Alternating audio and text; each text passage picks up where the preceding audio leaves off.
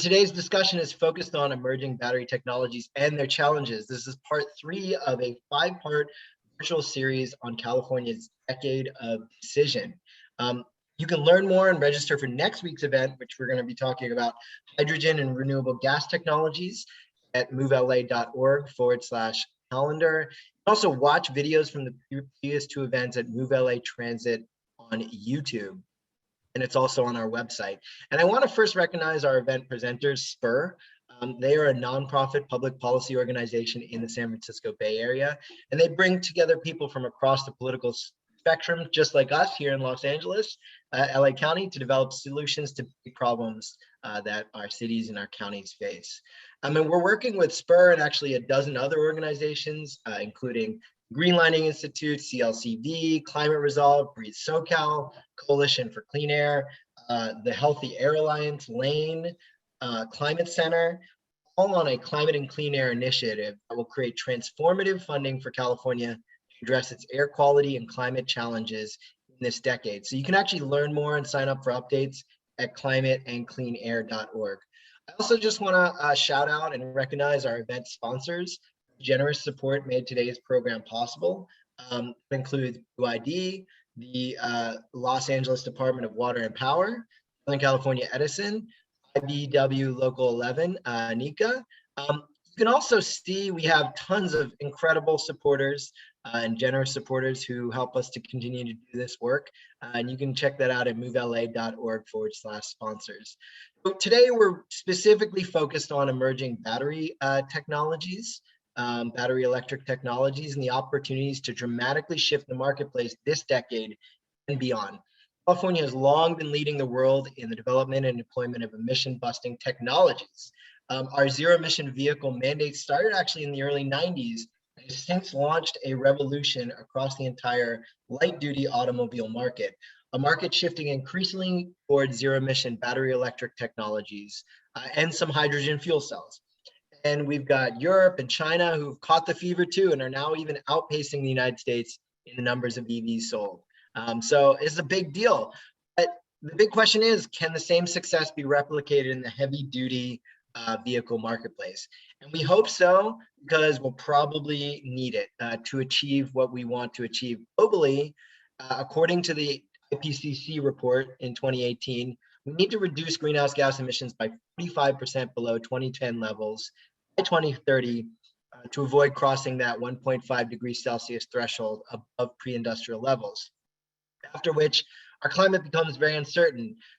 I would argue that it's already become very uncertain. We're about to face a historic heat wave. I think I read yesterday that they're saying that we might have the highest temperature ever recorded in human history in Death Valley over this weekend. So I would say that we're already in a pretty uncertain space. And while California has been a leader in emission reduction strategy, we need to lead again.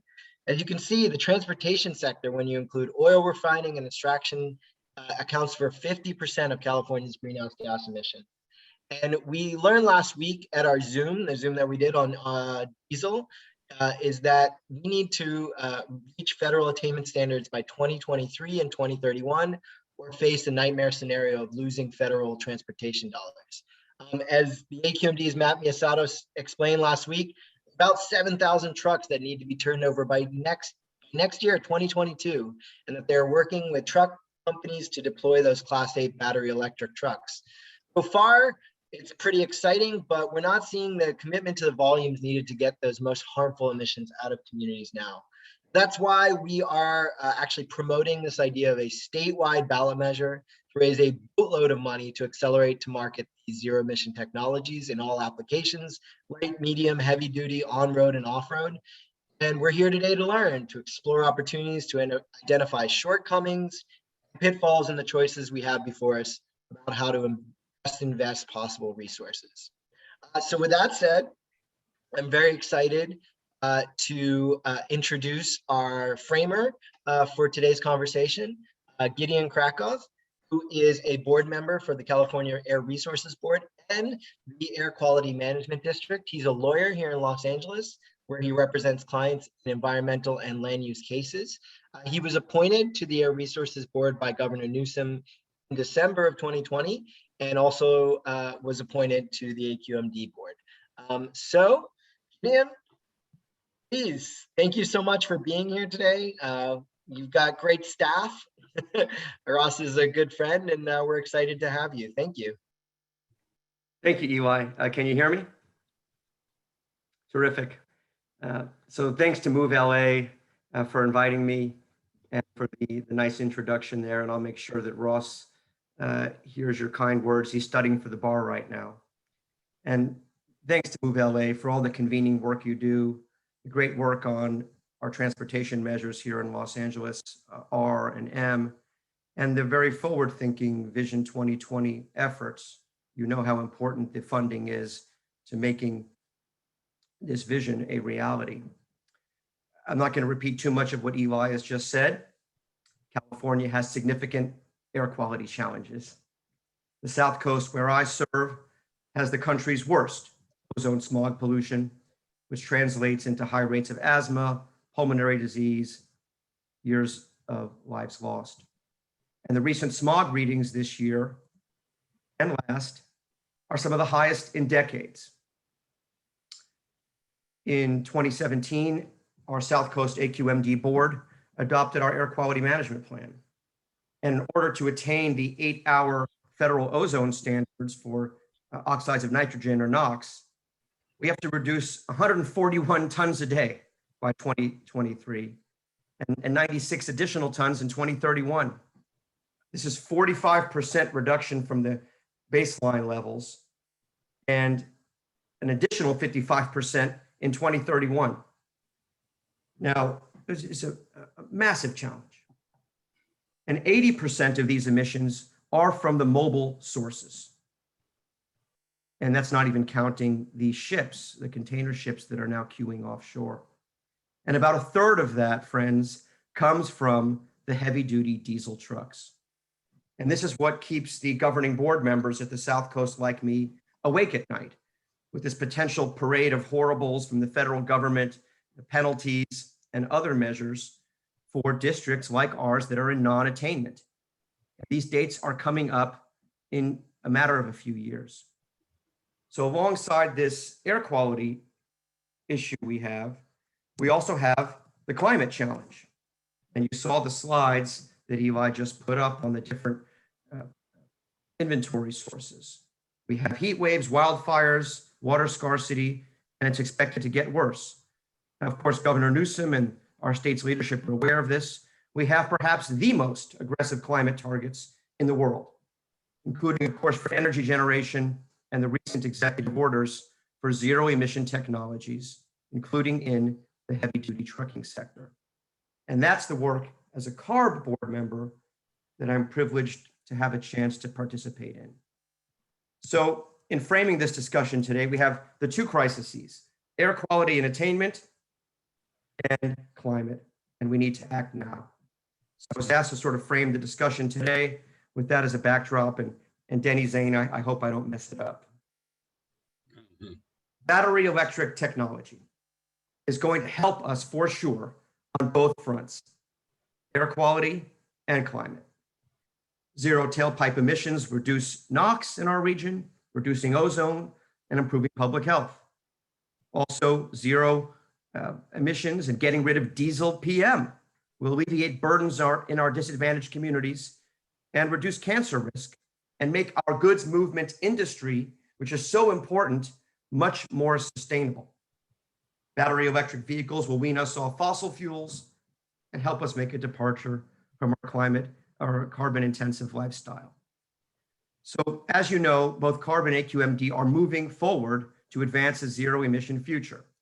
The South Coast, we just passed the indirect source rule for warehouses to help push the goods movement sector in our basin to zero and near zero technologies. And that was supported by our friends in labor, including IBEW, and I see Joe Sullivan is on this panel. And we're also coordinating and funding existing demonstration projects at the ports and elsewhere to showcase whether and to what extent electric and hydrogen fuel trucks and cargo equipment can perform the required duty cycles. And for the most part, the progress is strong. CARB, of course, at the state level, has an array of programs and regulations to promote zero emissions future, including the extremely important low carbon fuel standard and our future advanced clean trucks regulation that looks like it's going to be coming to our board in the middle of next year. The first stage of that regulation is a transition for class 7 and 8 drayage trucks operating at our ports or rail yards to full zero by 2035. And high priority fleets with 50 million or more in annual revenue will have average fleet requirements, moving them to all electric by 2035, or maybe later, depending on fleet makeup. And all of this is laid out in Governor Newsom's executive orders for cars, buses, and trucks. So that's the vision. But there are challenges to the vision, and we can't ignore them. And I've been asked to touch on a few of those today.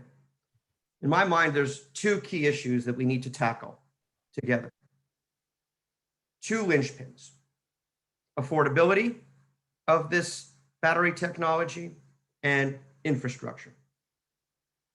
So with regard to affordability, the upfront cost of the trucks, the chassis, the engines, and the cost of the associated infrastructure, which can include the chargers, upgrades, are significant.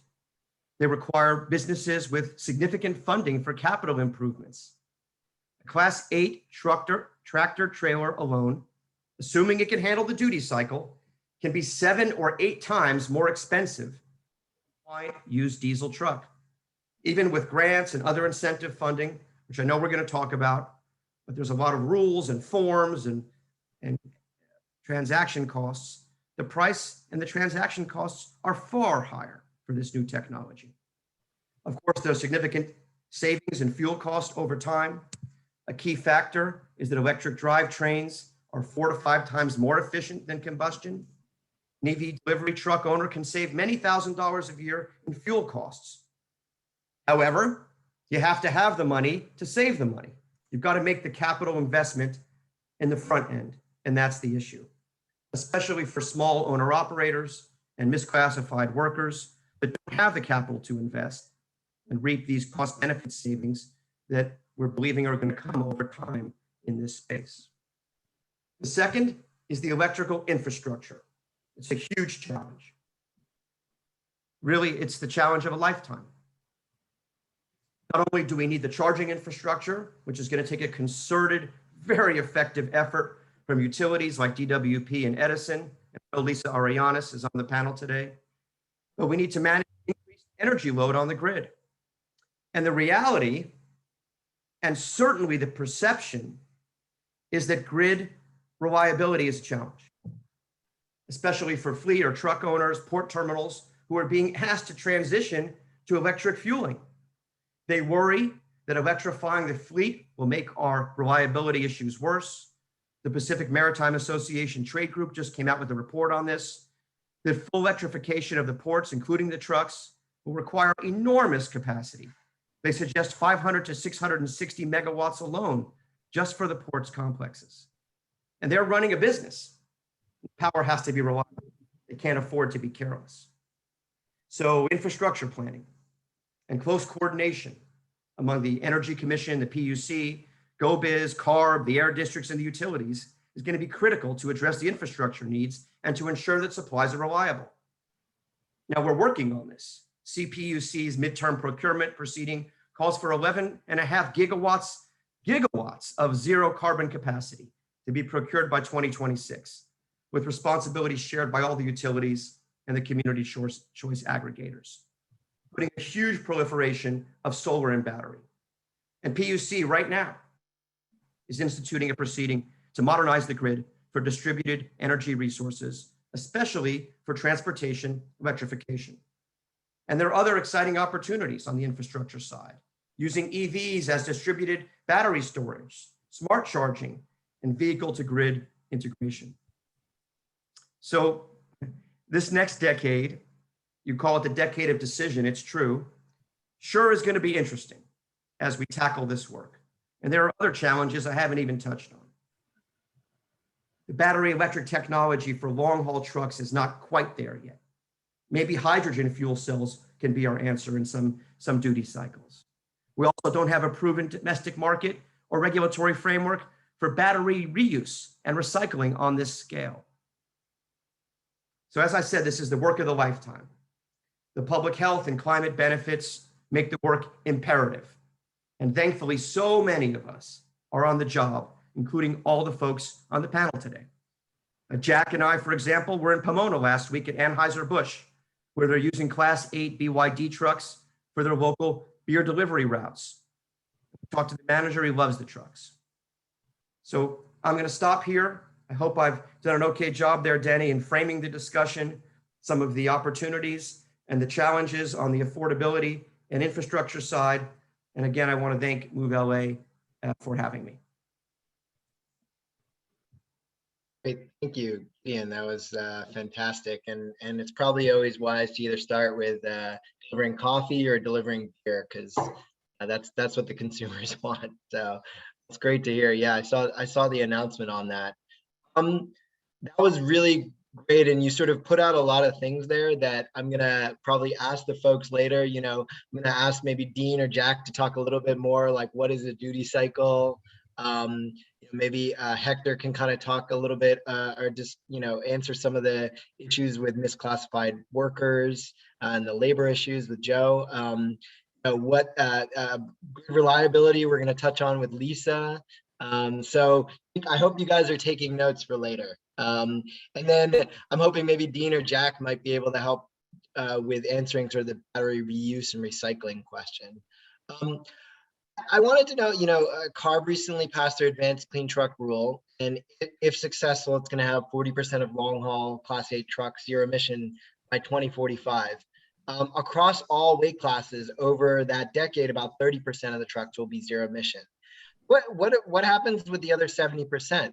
Does that mean that we're going to have diesel trucks over the next couple of decades? The majority still diesel trucks, or do we need to, you know, do we need to invest in other infrastructure and other technologies as well? Well, yeah, there's a lot of questions in there. But let me say this. The statement you just made about widespread diesel usage through 2030 is true. The projections, even from CARB, tell us the answer to your question is yes.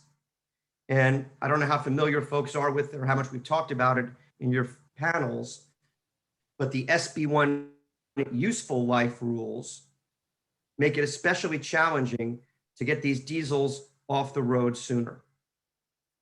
So this is a huge concern. And it's a huge concern for me and my staff at the South Coast, where we have attainment dates in 2023 and 2031. So let me give a specific example that I hope can frame the question, Eli, or the answer perhaps. So, and you mentioned this before, that there are 6,000 to 8,000 pre-2010 heavy duty trucks in the port registry in LA and Long Beach that must turn over in the next 18 months by December 31st under CARB's bus and truck and drayage rules. About 3,000 of those are heavy callers on the ports, and there are 60 to 100,000 statewide. So is zero emission ready in the next 18 months to handle this challenge? Are folks ready to make the investment and be what some have said is the quote unquote bleeding edge, which I just heard during a recent site visit? Can we overcome the infrastructure challenge in time? Funding's going to help, but the ports honestly have dragged their feet on the clean truck fees. And our recent data, Eli, shows that of those 6,000 to 8,000 that have to turn over, from the last time we counted, 1,200 have done so. And you know what they bought, Eli? 1,150 of them bought diesel. This is a lost opportunity. And believe me, I have other less diplomatic adjectives to describe this situation. Another generation of diesel at the ports that is fitting into this loophole between the truck and bus drayage rule cutoff at the end of 2022 and the yet to be adopted clean fleet rules that are really going to start coming into play 2-4 years and beyond. And the folks that are buying these trucks right now, diesel, used diesel, get 13 or 18 years of useful life under SB1. So do you see, Eli, the reality on the ground about what is actually happening? And I know this whole web series is about getting rid of diesel. And we have an attainment date in 2 years in the South Coast. That's what's keeping my staff up at night, biting their nails. So in order for this to work, I'm convinced that the technology, the incentive funding, and the regulations are all needed and quick. Again, we have attainment dates in 2 years in our basin. So let's talk quickly about the state budget. It's being finalized, $2.7 billion in 21-22, an agreement for $4 billion over 3 years for a variety of zero and near zero emissions programs, including multi-year investments in $500 million for ZEV infrastructure and drayage trucks. And I can keep going. There's $500 million for electric vehicle charging and hydrogen refueling, $45 million through Carl Moyer for near zero NOx, medium and heavy duty vehicles. And federal infrastructure dollars may start flowing too. I mean, this is a great opportunity.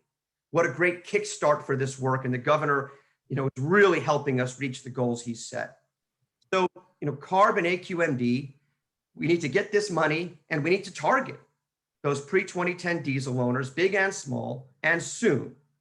And again, just to finish, my view, based on what I'm seeing, is we need the technology, we need the incentives and the financing, and we need regulations at both CARB and AQMD to jumpstart this work and to address that challenge of the diesel trucks on the roads over the next decade. And that's going to certainly be a top priority for my work over these next few years. I'm like frantically taking notes. I didn't realize, I think this is the reason we're having this series, because we wanted to elevate this issue and raise awareness on it, because we felt that people weren't paying enough attention to the fact that we have all these diesel trucks on the road. Many of them need to turn over now. Or, if you're a procrastinator like myself, you'll wake up in a year and go, oh crap, I got to do something about this if I'm going to continue to operate. And you're absolutely right. We need a boatload of money, the right technology, and policies quick.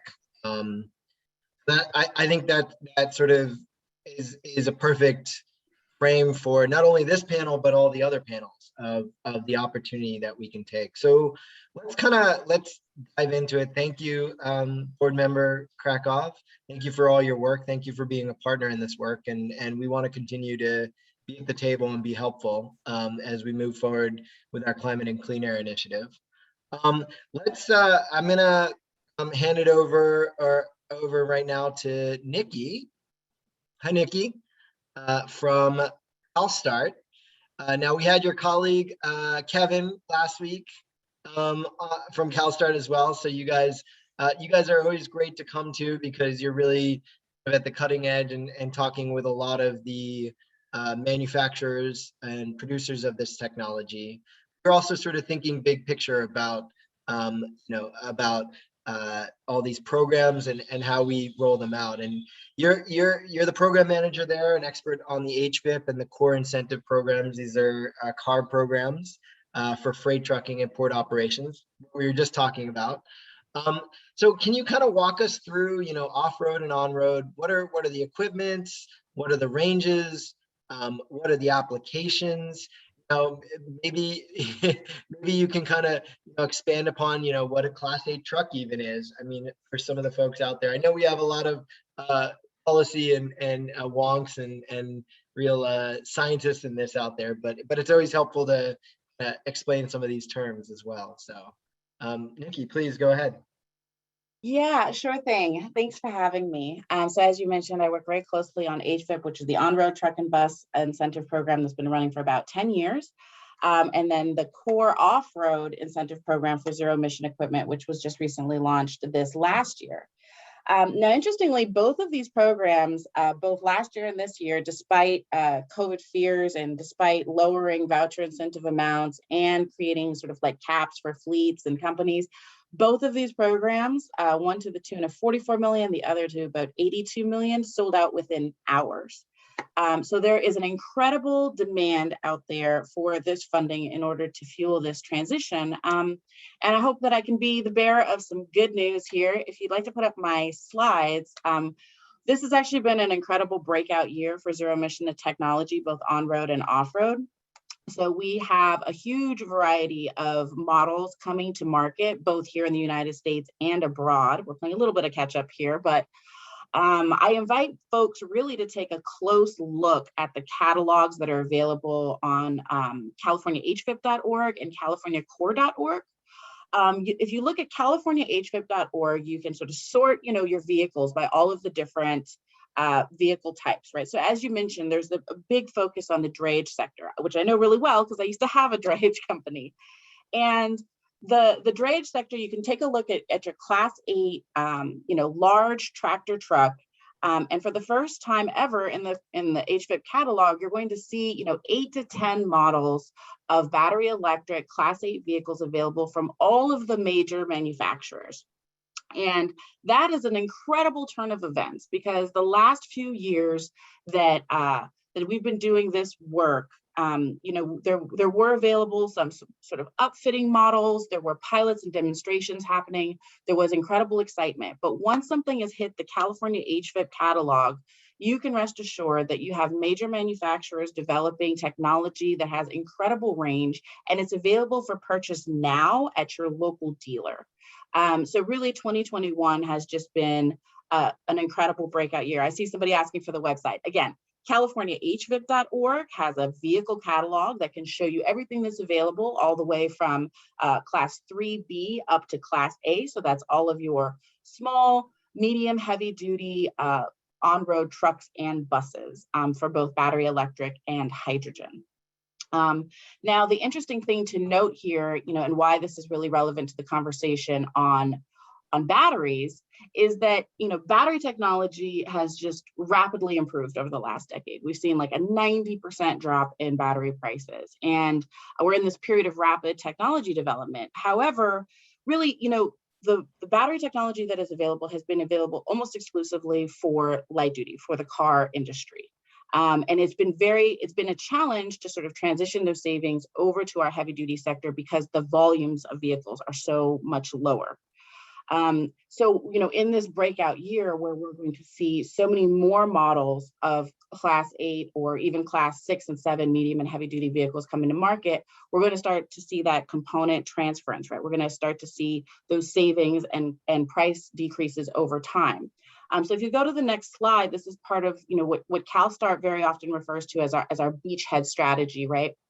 This idea that there's going to be segments of the market that are early adopters, and that has to do with range and duty cycle. One of the reasons that the drayage is a large target is not only because it impacts communities in so many terrible ways, but also because the range is so local with such high idle times that actually the range capacities that are available on Class 8 vehicles now are incredibly suited to this duty cycle. And this is proven out previously as well. We see the same sort of success story and technology transference with step vans, shuttle buses, airport shuttles, our local yard trucks, our first generation of heavy duty forklifts, right? All of this ability for technology to transfer and then thereby reducing overall prices and creating greater battery capacity and greater range for all of our products. So if you'll go to the next slide, you'll see actually that not just CALSTART's predictions, but there is overall consensus that in the next 5 years, we'll see that EVs really do reach a cost parity. Right now, we did hear from Gideon that yes, the upfront costs are extremely high, which is why California has been a leader in providing those upfront incentives in order to accelerate the market, to attract the OEMs to the market, and deploy the first generation of vehicles. But we'll see that over the next 5 to 10 years, costs are coming down very quickly, and very soon a battery electric truck will be on cost parity with a diesel truck. While that's not available now, we have to keep incentives moving. And if you go to the next slide, incentives, Gideon mentioned this too, incentives really do go together with other policies. So, one of the big points that I'd like to leave everybody with, right, is this necessity to build these supportive and interacting ecosystems for electrification. We're going to need the infrastructure, we're going to need the energy generation and the energy distribution. We're going to need incentives as a pull mechanism on the market, but we're also going to need regulations as a pull mechanism on the market. I think there was a brief mention of the recent advanced clean truck and advanced clean fleet rule, right? And this is an interesting moment when you would find both regulated entities on the OEM side and on the fleet side actually advocating that these regulations move together lock and step, because a mandate to produce a certain number of electric vehicles can only be supported by also mandates to purchase a certain number of electric vehicles. So creating ecosystems of regulations and incentives that can allow the market to accelerate at the pace that we really all need it to is going to be key to this process. I'd also like to mention, CALSTART is really at the helm of an initiative also to bring battery production back to the United States. And that is called the U.S. Battery Innovation. I'm trying to recall the exact name of the initiative. Oh, U.S. EV Battery Initiative. The goal is to rapidly grow the EV battery manufacturing industry and the entire supply chain, including the raw materials here in North America. So we really believe, again, as I mentioned, in this beachhead theory of change, and that with the number of new models that are coming to market that are available in our incentive programs here in California now, we're going to see some excellent technology transference, movement down that beachhead model, and then an eventual cost parity. Fantastic. And I just wanted to, a couple of things there is, we're going to talk, I know I saw hydrogen on there. I know we're going to talk about that next week, as well as renewable natural gas. So we have a whole other panel just on that for those who are wondering. And I really love to hear that there's a strategy to bring battery innovation, bring back to the U.S. And we're going to talk about that later with Joe and with Hector about how we ensure that those jobs that are created, the labor is high quality jobs, that they are unionized and as much as possible, and so that we create good careers that support families here, particularly in Los Angeles. I just want to, maybe you can explain this, or maybe Dean, who's our next panelist, can help, or maybe even, Jack can. And I'm a Luddite. You got to explain for me and others, OEM and duty cycle, what that kind of means. Maybe Dean or Jack wants to chime in. And then I had one question for you, Niki. I bought a used EV a couple months ago. And, you get an incentive from the Department of Water and Power. Shout out to our sponsors for buying that. But you got to fill out some paperwork. You got to, get the bill of sale. You got to get this document, that document. It takes a couple weeks for it to process the whole thing. If I go and buy a new car, you just kind of show up at the dealer and they take, you buy the car, they take care of all the tax incentive paperwork for you. How, Gideon sort of mentioned this, as an organization that applies for a lot of these programs, how onerous is the paperwork and transaction costs? Is it really 7 to 8 times as expensive for these battery heavy duty trucks? And what are those transaction costs looking like? And is that a disincentive for particularly a small operator to do this? Yeah, certainly. So CALSTART sort of specializes in creating these, what we call voucher incentive programs, which were intended to be incredibly streamlined, and that in fact, the burden of that request process is put upon the dealer. So, we really believe as part of our process that is the best way to make this accessible to folks. And I totally understand what you're saying. However, we have identified, though, that the small fleet segment is an incredibly difficult to access one, and it's a challenge that we should all step up to because they represent like 70 to 80% of the trucks operating in California right now. And their greatest challenge is, yes, definitely the application process for some of these, though, as we mentioned, there's some that are very simple for dealers to do on their behalf. but also just the information gap, right? So continuing to have these conversations. We're in the process of launching a campaign called Transforming Trucks, Transforming Communities, which is really an effort to speak directly to the public, the consumers, but also to the small fleet operators who don't have the ability to attend webinars like this, who aren't getting regular information on the truck electrification and are only getting notices that their truck is going out of compliance, that there are options available to them, that there's financing available to them, and in fact, large fuel savings that make these vehicles incredibly viable now. So really, it's bridging that information gap, and then, as Gideon mentioned, that infrastructure gap as well, right? So making sure that there's options for charging both on-site, in depot, publicly. Folks can access energy when needed, on demand, and in a timely manner in order to continue their operations. But in the interest of time, I definitely want to let some of my other panelists speak to this, because we've got some incredible folks lined up to talk about really what manufacturers are doing, and then how we can reach those hard to reach fleets as well. Awesome. Well, it sounds like, and this is sort of in my wheelhouse now, because it sounds like this is like a marketing thing, right? It's like you got to reach people so that they say, oh crap, I have to get a new car, or whatever it is, get a new truck. You have to actually reach them so that they know those programs are available. And I think when we're talking about our Climate and Clean Air Initiative, which is this idea to fund a lot of these programs. As you said, they were oversubscribed within minutes to provide more incentive funding for that. That's really just a big marketing job to get voters to support this. And so, something like this, a statewide ballot initiative that we're working on, could actually be a great marketing tool to get people sort of, interested and understanding of what's out there and what the possibilities are. So I think multi benefits there. Thank you so much, Niki. And we'll probably bring you back in a little bit later, particularly if people have some questions. I saw some in the chat as well, if you wanted to, if you had a chance to answer some of them. So let's, I'm gonna switch over now to Dean. So this is so Dean Taylor is from the president of Dean Taylor Consulting, formerly with Edison Electric Transportation. He's actually been working in the EV and battery development arena for a long time, back to when the original CARB mandate was in play, banning 2% ZEVs among light duty cars, SUVs, and pickups by 1998. I believe, that was 20 years, more than 20 years ago. 30. 30, yeah. When it was created, the rule, yeah.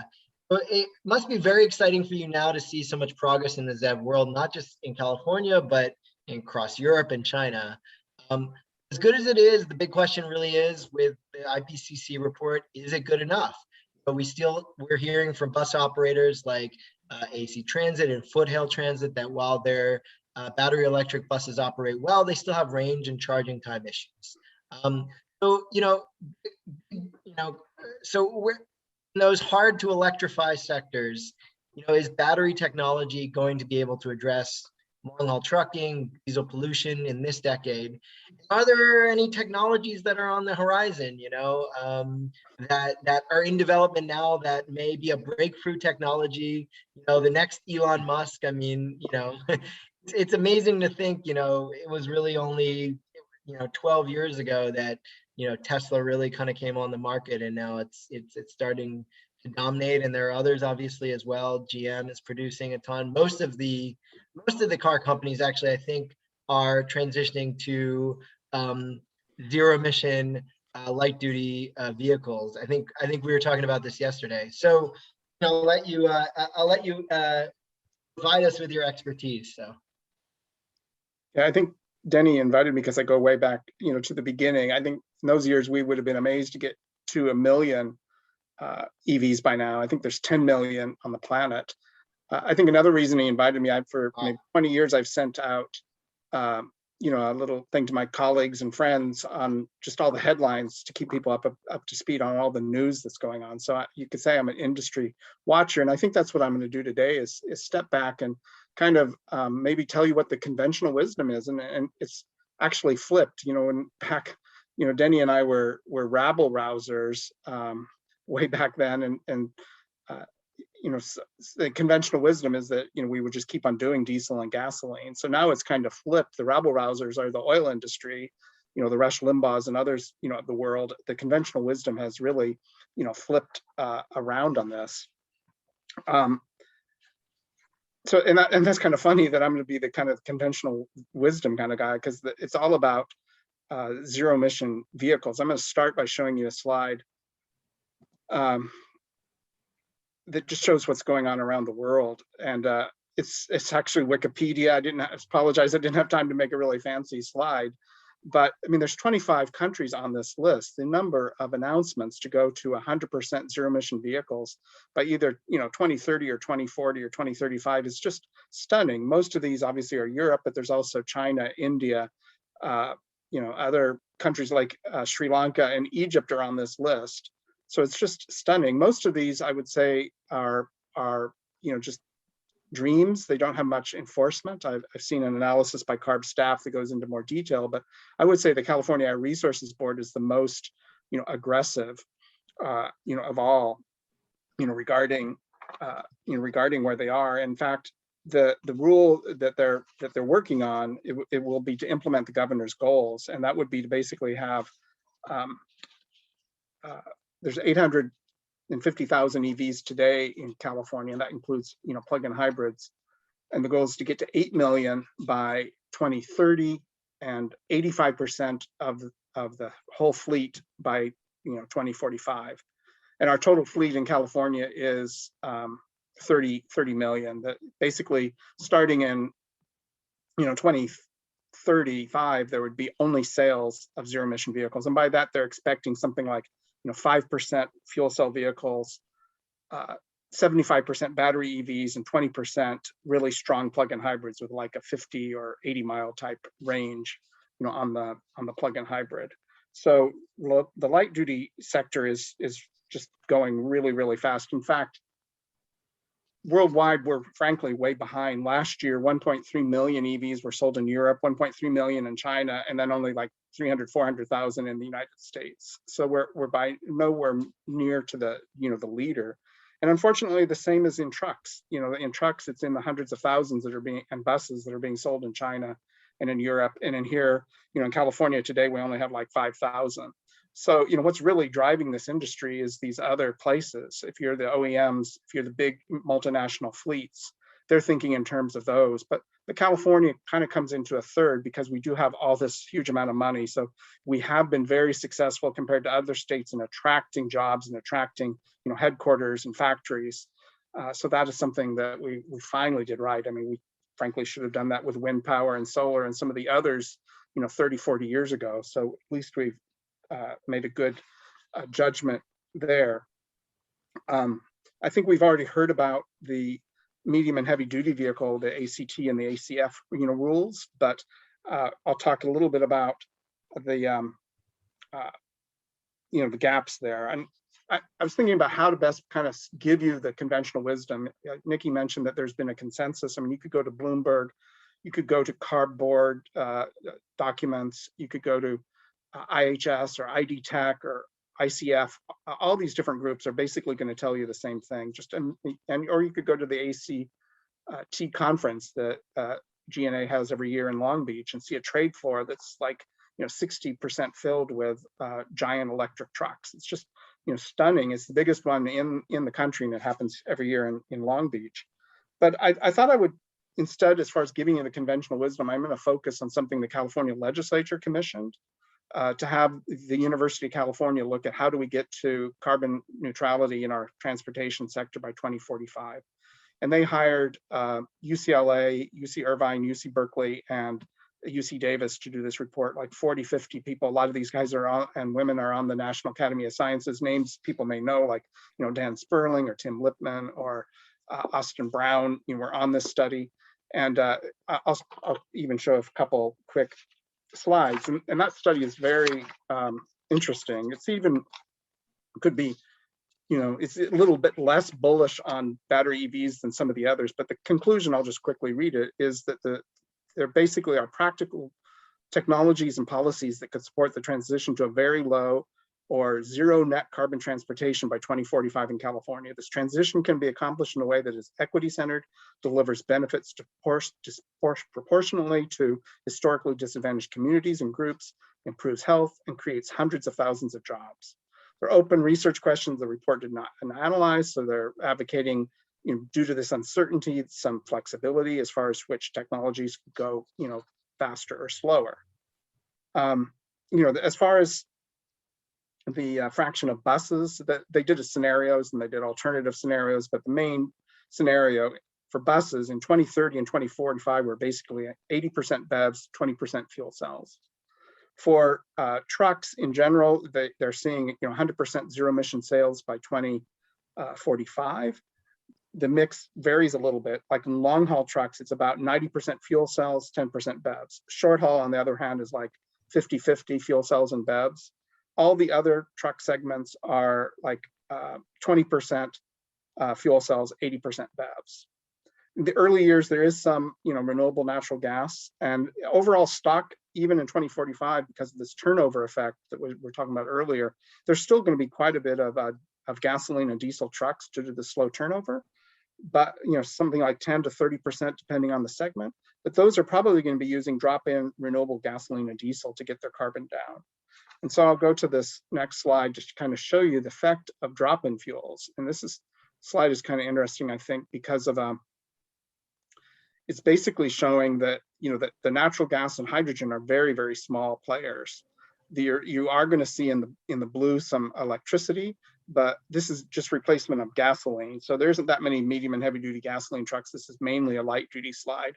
You're going to see quite a bit of ethanol in the orange, and then you're going to see drop-in renewable gasoline is the other big one, the green. Since we're talking mainly about heavy duty, this is there too. So you do see hydrogen, this top one of the kind of a dark orange, coming in big, in the future, as well as electricity. You don't see natural gas, and renewable natural gas is playing a very big, role according to these scientists. And then renewable drop-in diesel replacements and biodiesel. These two here are the kind of the big ones, especially renewable.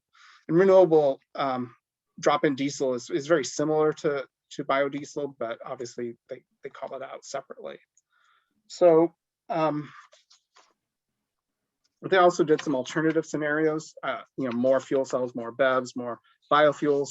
The end result was not that different as far as the CO2 target point. So, kind of the obvious question, 2030 is the date we want to get to. You mentioned it a couple times. And the conventional wisdom is you can't get there that fast. The turnover effect is more like you can get there 2045, but not 2030, as far as this, just because of this, it takes a while to do all of this stuff: battery factories, hydrogen, green ammonia, RNG, development of factories for renewable gasoline and renewable diesel. So how fast can you scale? I'll give you some examples to be encouraging. California population, I've just looked it up, doubled in 20 years from 1950 to 1970. We added 10 million people. Then in the next 20 years, we added another 10 million people. So just in this, think about that for a moment. We've just amazingly done things. We've doubled the size of the electric grid, doubled the amount of streets, the amount of sewers, everything. So we did huge, things in those 20-year periods. And we've done other things before in the past, like we built in West Texas or in Tehachapi, we built transmission lines to nowhere to harvest wind power.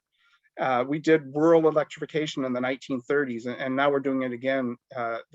Under the last administration, the federal government just gave tons of money for rural broadband, and we're probably going to give even more. So my point is that we can do this huge scaling, and the board member is right. There's tons of devils in the details, but can we do it? Yes. We may have to do some changing of our policies and rethinking. We've been so focused on doing everything just in time. I'm so afraid of overbuilding, but we overbuilt the grid back in the 1950s for air conditioning. I think this is a much more noble cause to do it for this purpose. You asked some other kind of more detailed questions regarding the trucks. A lot of people, there's 2 million trucks and then 30 million light duty vehicles in California, but there's only Class 8, the big 18-wheelers, there's only 200,000 of those. The other, delivery trucks and local trucks are about 800,000. Most of them in that 2 million are 1 million cars that are basically a little bit smaller than a Hummer. They're called Class 2B trucks. So that's where a lot of the electric opportunity is in, but when you get up to the Class 8, that's where you see more talk about the fuel cells and some of the other, opportunities. Jobs is another quick thing. I looked at a recent report I helped on with a lot of the environmental groups and EJ groups and UC Davis and some industry folks by ICF International. They basically looked at battery EVs versus natural gas versus biofuels versus conventional diesel, and the winner on jobs and gross state product, and this includes losing refineries and all of that. The big winner there was electric. It had like 100,000 more jobs, and really good on that. As far as the hard to electrify sectors, each one is a little different. It's a bit of a wild west, and they're far behind the others. When I say hard to electrify, ships, planes, trains, maybe Class 8 trucks. So ships, there's a lot you can do to reduce fuel use with sails, plug-in hybrid, plugging in at berth, hybridization, but that only gets you 30%. So probably in the near term, it's not fuel cells. It's probably something called green ammonia or green methanol, that's going to use combustion technologies. Planes, I just saw a presentation by United, which is the big leader on sustainable aviation fuel. By far, they're like dominating like 90% of that business. And they're saying that it's, you can get 80% reductions today, maybe more in the future with these, drop-in fuels called, the nickname is sustainable aviation. But they're also saying in a decade, maybe 2 decades, you're going to see some of the shorter routes go to, air taxis and electric planes. So there will be some in the short distance there for the planes. For the trains, it's a hard regulatory environment, but there's a lot of, tons of announcements going on. Europe is very train centric. There's a lot of interesting possibilities on biofuels or dual fuels where you could mix biofuels and then have a second backup with a fuel cell. And or green ammonia. There's tons of interesting combinations. I seriously doubt a lot of it's going to be traditional, overhead wire type stuff that you see in Europe and other places. On the trucks, I think locally we have a huge, opportunity to switch to rail, but it may take a while. Both Alameda Corridor South and Alameda Corridor East are becoming underused, in danger of bankruptcy. Instead, what's happening is all the diesel trucks are going out to Ontario, Inland Empire region by our freeways. I mean, freeways are just being jammed. And so, even if you have battery electric trucks running out there, you'll still have that issue. So I just maybe ask a rhetoric question. Is there a possibility for shuttle trains? These are just trains that would run back and forth, from the ports to that area, using, hydrogen or biofuels or some very, very clean, opportunity. We had some folks bring that up in the last week's Zoom. I mean, I think there's definitely an opportunity to look at that. I mean, do you think, I have a 3-year-old, and I look at some of these, I look at 2041, and my 3-year-old's going to be graduating college then. I mean, it's so a whole sort of generation of people are going to grow up in LA County, and we're still, going to have a serious amount of diesel out there, in particular. And you said the long haul trucks are 1/8 of the fleet, pretty much, approximately of the trucking fleet.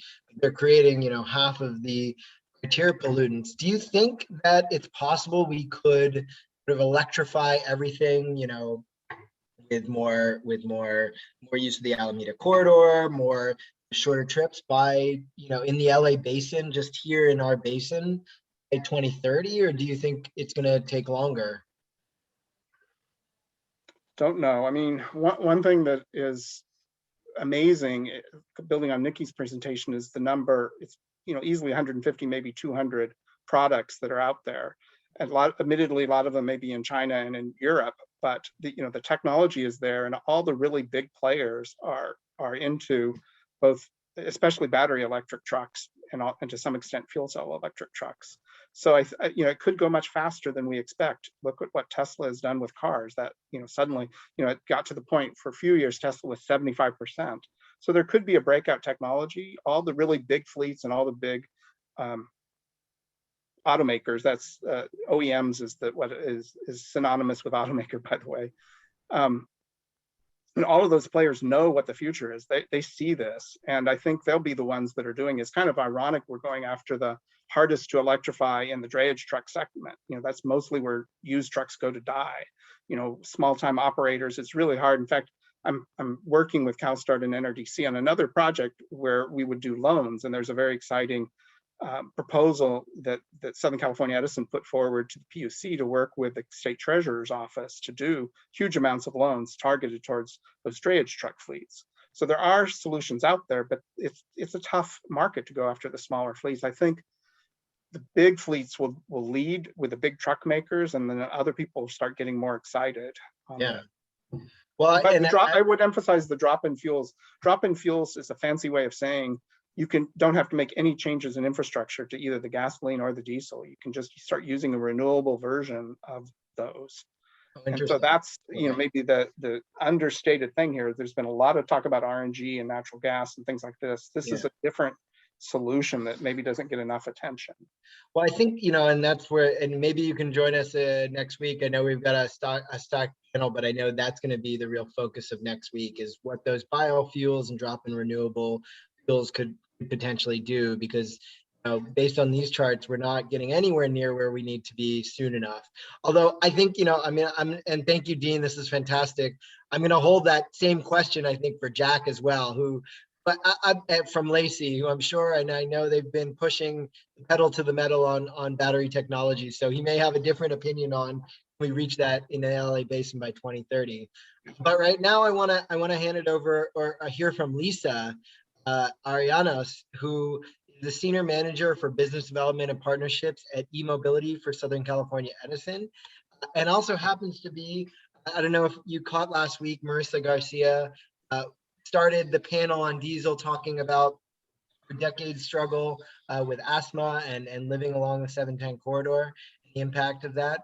But they actually are cousins, Marissa and Lisa. So I'm sorry I spilled the beans, but it's great that it's, we've got people in the family to go to. But I've got so many burning questions here. The charging, Gideon said, charging infrastructure is very expensive and we need to manage the load on the grid. And you look at blackouts that have happened and the wildfires, how reliable is the grid going to be?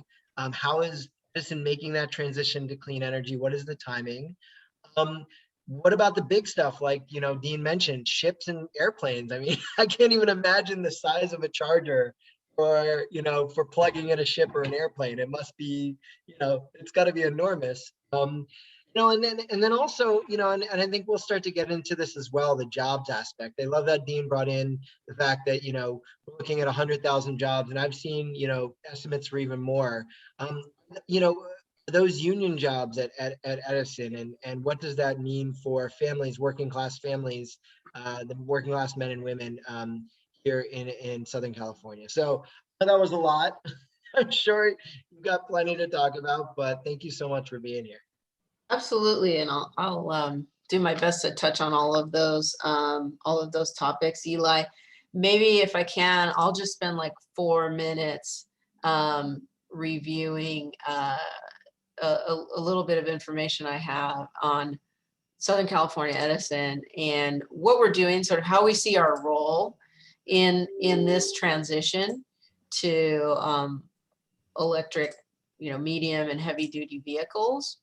And what role we're playing, how we see our role in the future as well, and sort of what is the reaction right now, like in the market to what we're doing. So to introduce myself real quickly, Lisa Arellanes, Senior Manager at eMobility Business Development and Partnerships team. And so, I'm going to come at this a little bit from the perspective of our programs, customer uptake. My team focuses on ensuring there's a healthy pipeline of customers participating in our EV programs, EV charging programs, as well as creating tools, resources, and education to help customers in that transition and that adoption. So we really pay attention to, the hurdles, where there might be a lack of uptake in our programs, and how can we support those customers better in the long term.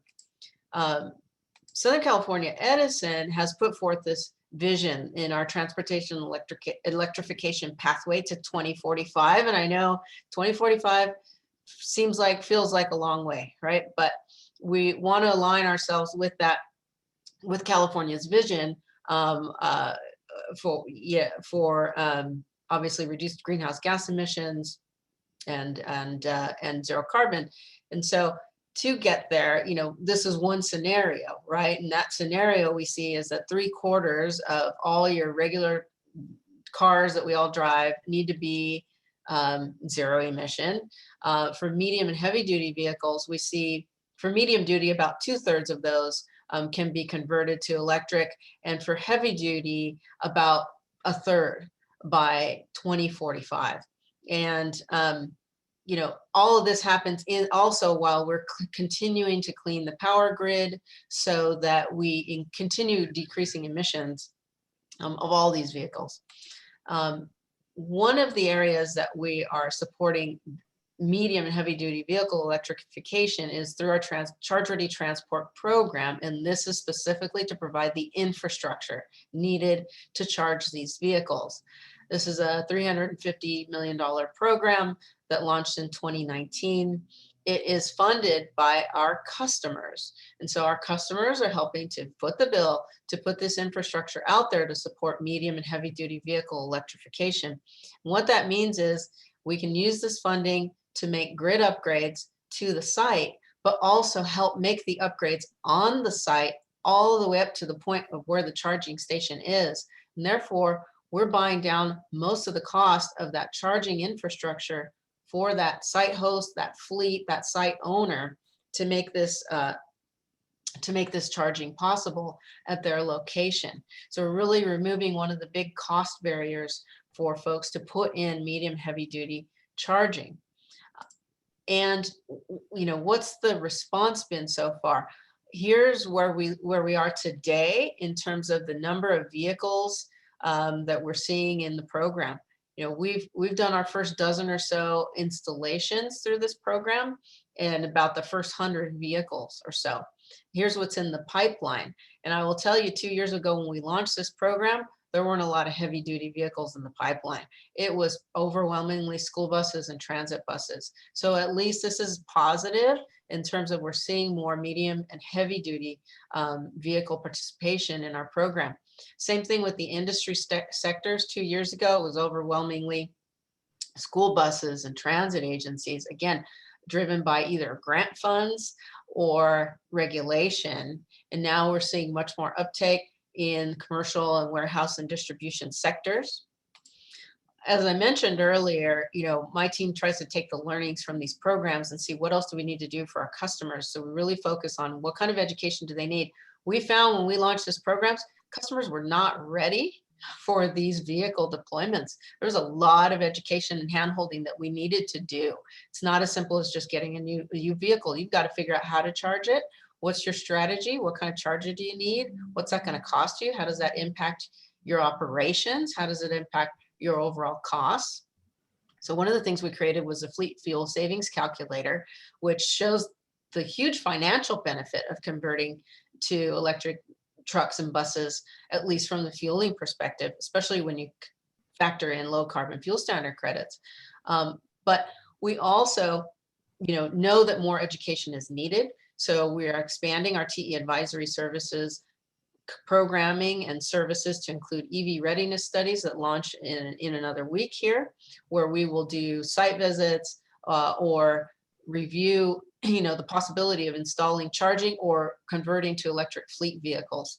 And we're going to provide more assistance coming up in the future that you see here. I don't want to take up too much more time.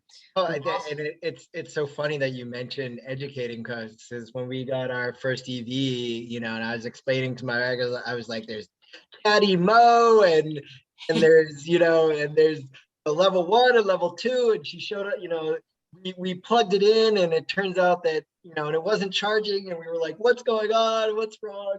And I turned my camera off actually just for a sec, because I just got final approval from Department of Building and Safety for our level 2 EV charger at our house. So that was very exciting.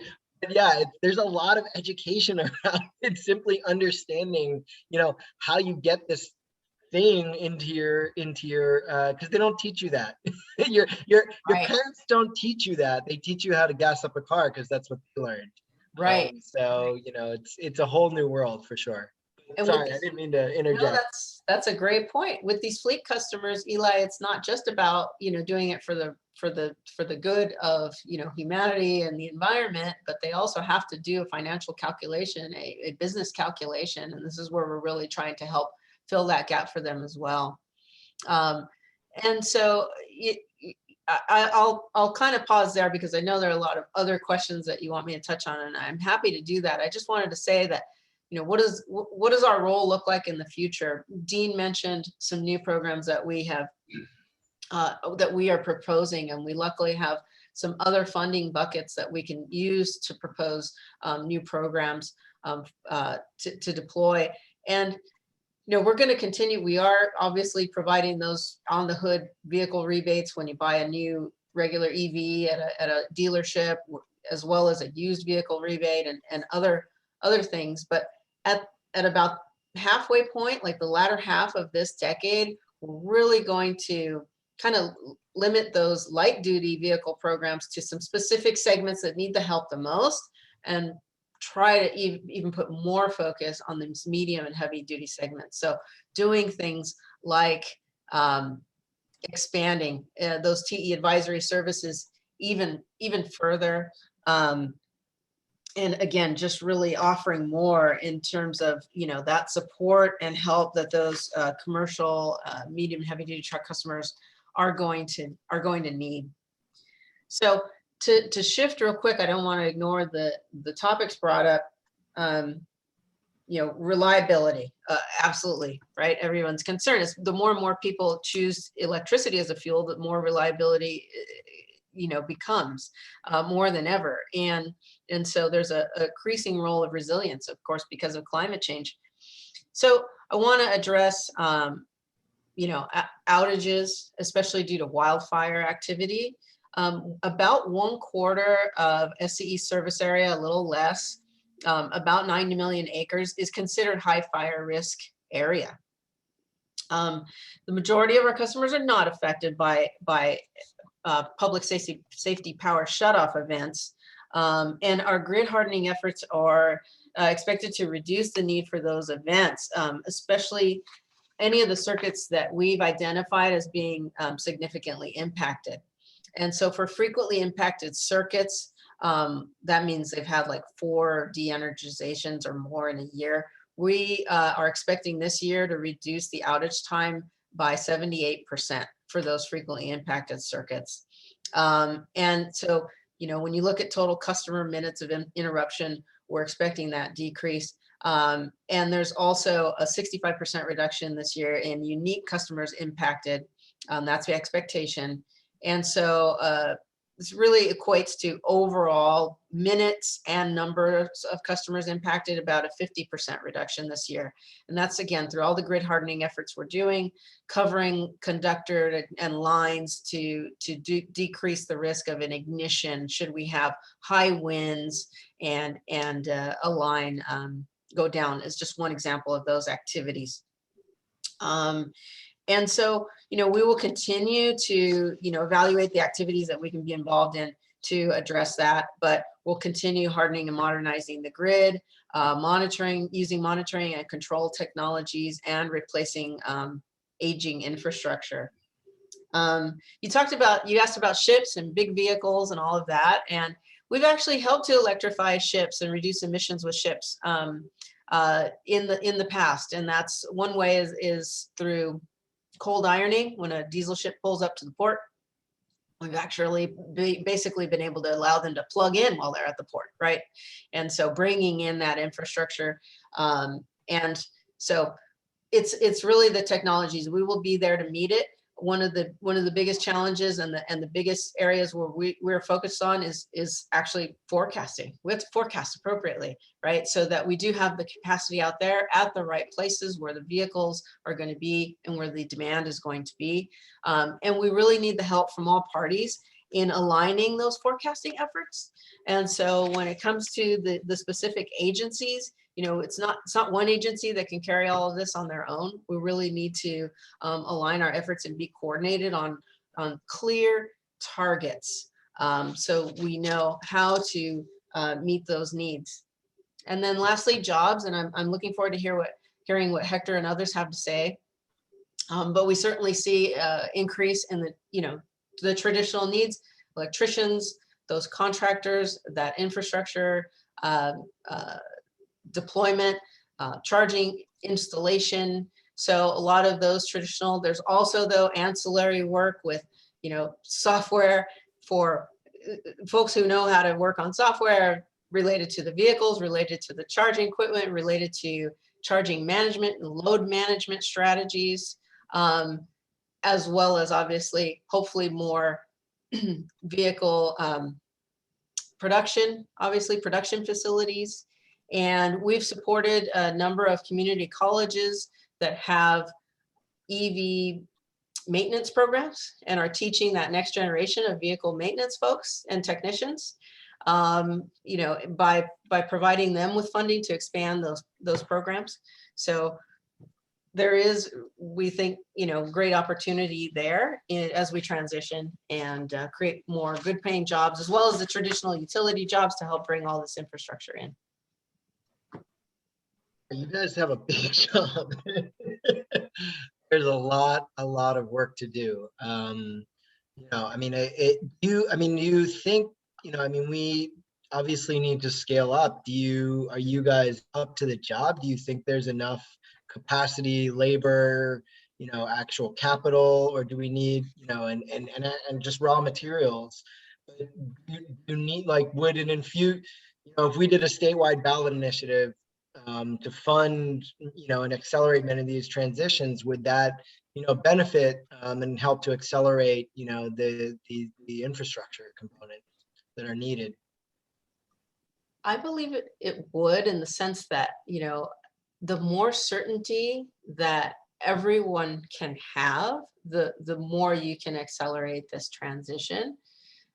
For example, if fleets know, as soon as the fleets know that they have to make this transition, as soon as the vehicle manufacturers understand that fleets have to make that transition, they will create the vehicles to match those orders. And as soon as we understand that the vehicles are coming, the orders are coming, now we can deploy that infrastructure. One of the situation we're in now is we have this program to provide funding for the infrastructure, but the fleets have to come to us and ask for it.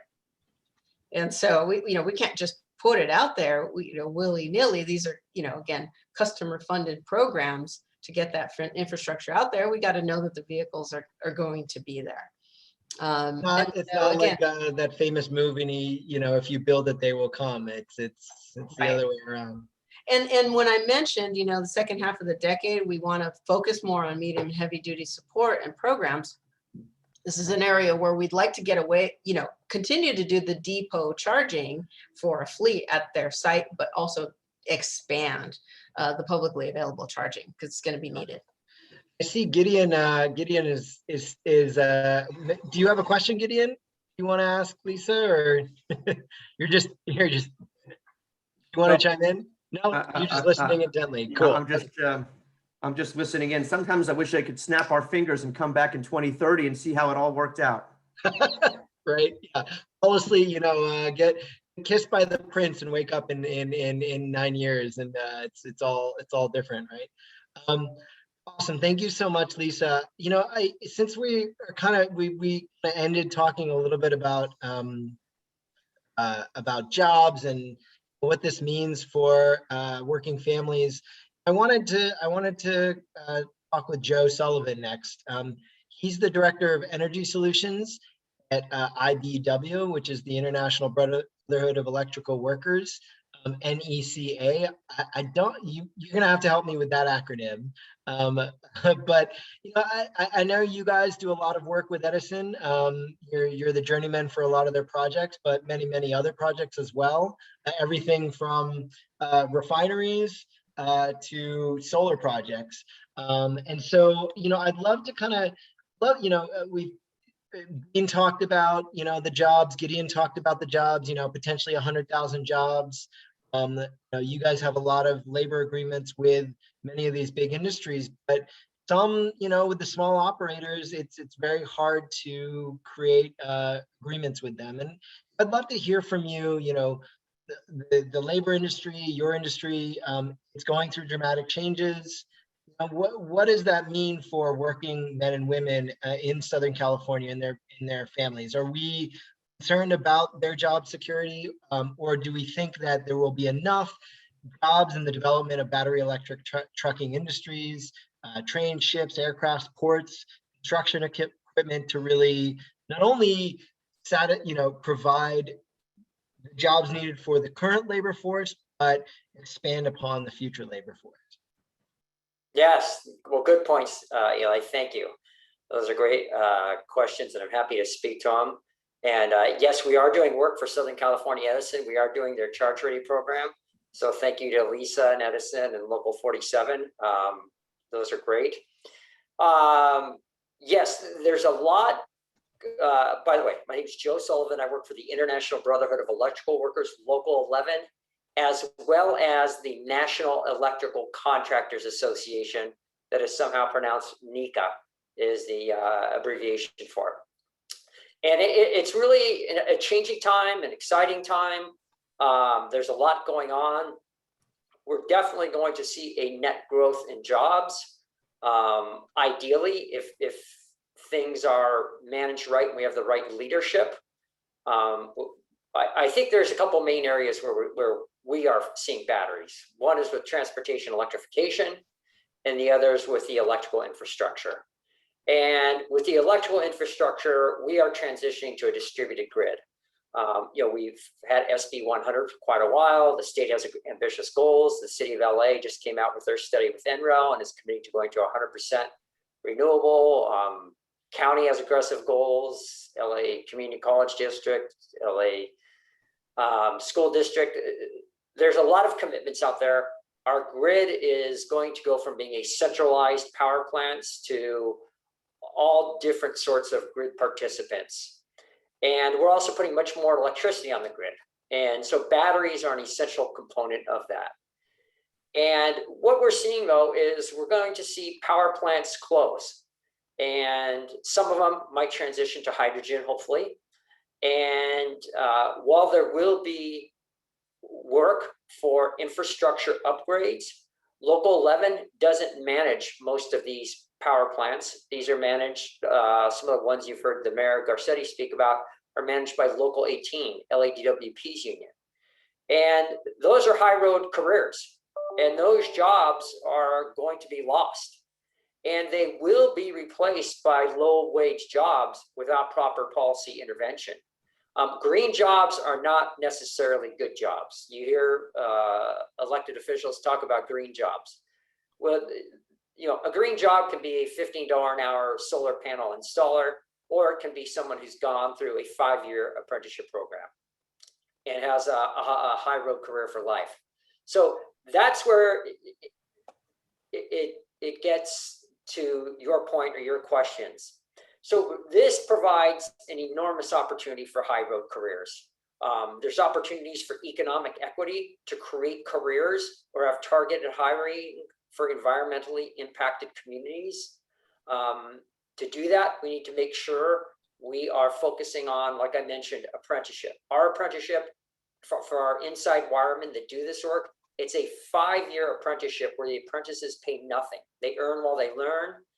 They receive an education that's very broad-based.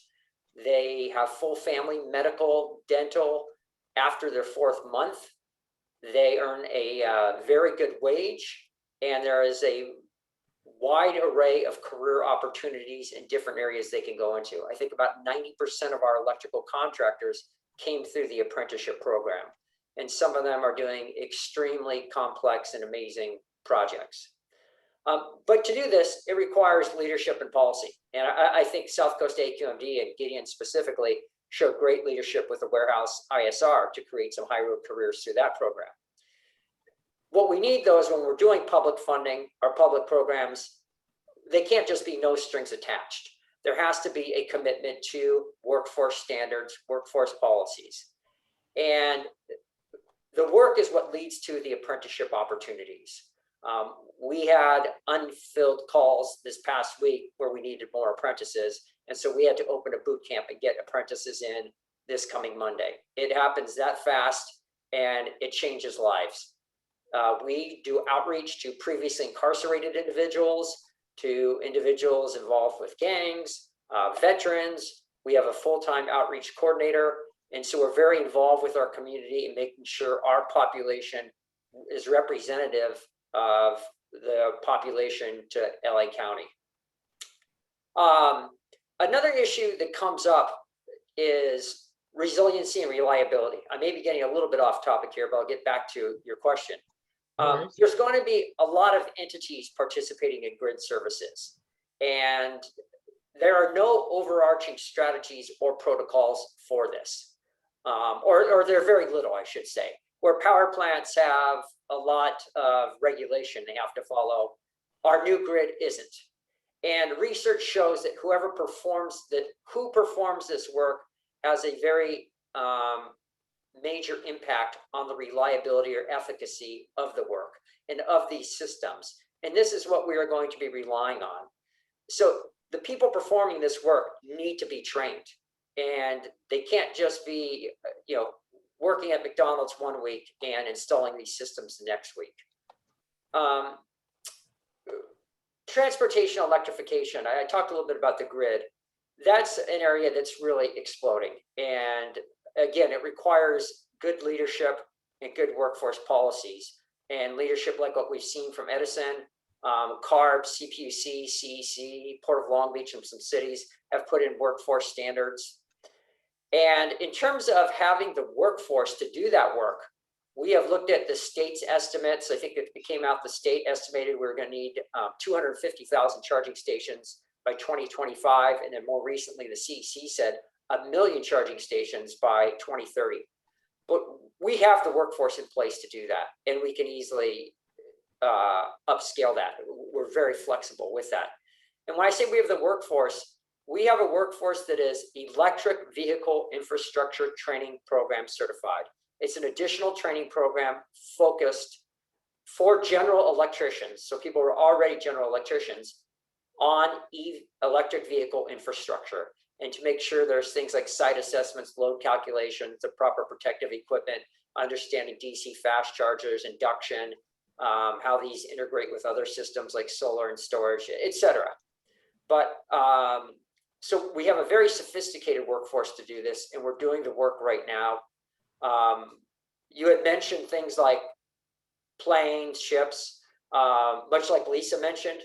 Local 11 is doing a lot of work at the ports, a lot of electrical infrastructure for the at berth or cold ironing, depending on which port you're talking about. Port equipment, when you're talking about forklifts and other equipment. We see a lot of solar, and I think soon we'll probably be seeing hovercraft. And so there's a lot of electrical work going on at the port. As far as the airplanes and other transportation, we haven't really addressed that, nor have we really gotten into hydrogen and electrolyzers and renewable hydrogen. We haven't really stepped into these fields, but I think they're very much on the horizon. But to your point, the opportunities are immense. It requires leadership. It requires good policy. It requires great partners like Edison, like South Coast AQMD. And with that, we have an opportunity to create high road careers that are changing lives. And we have right now, Los Angeles has the largest electrical training center in the country.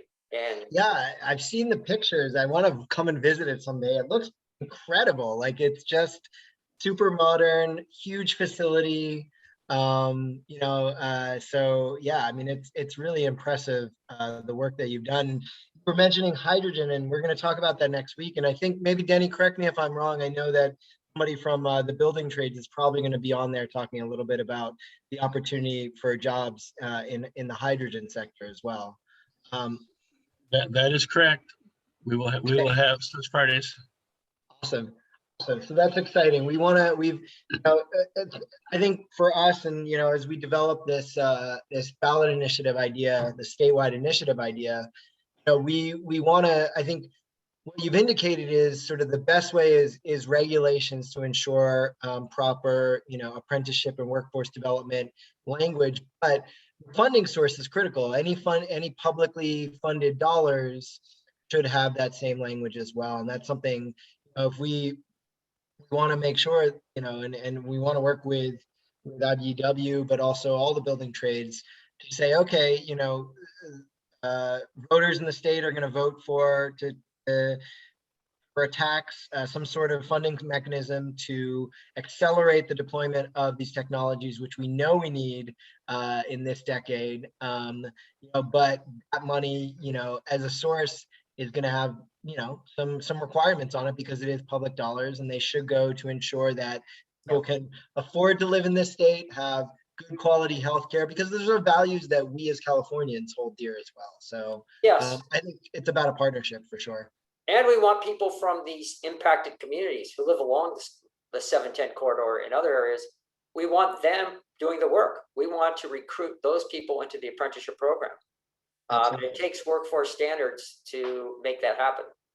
And I think when politicians, as you mentioned, talk about equity and those who are most impacted by these terrible emissions, that's exactly what we're talking about, is not only cleaning up these communities first, but also providing them with the high quality jobs to do that work as well, so that they aren't forced to work in low wage jobs or in dirty jobs that are impactful to them and the health of their family. So Gideon said earlier, put me to sleep and I want to come back in 2030 and see all that happen.